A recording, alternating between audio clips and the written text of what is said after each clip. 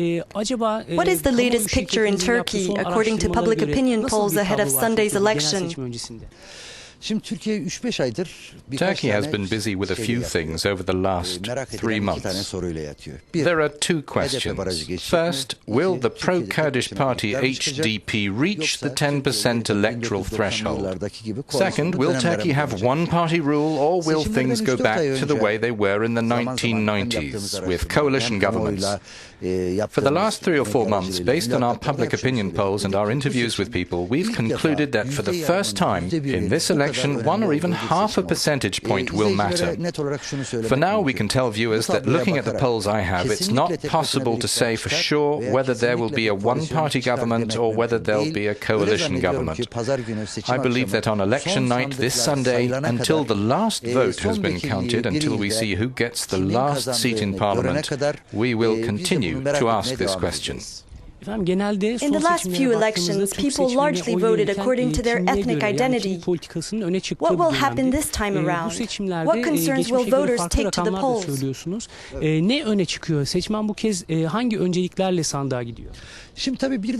More than one concern, for sure.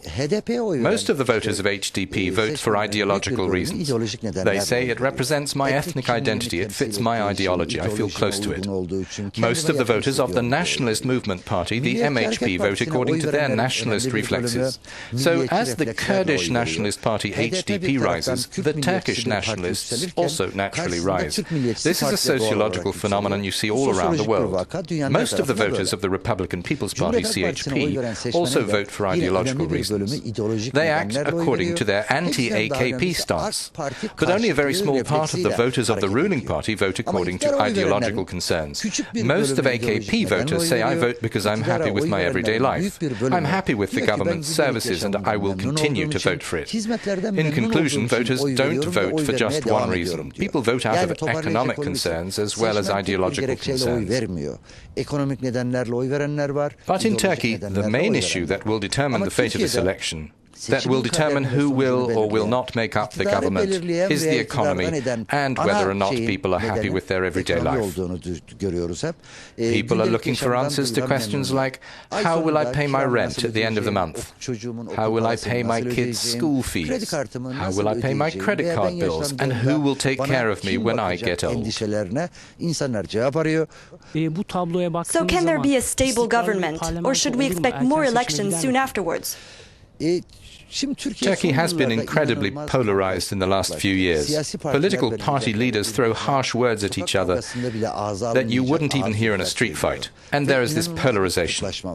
So first of all, the chance that these leaders will come together is really thin.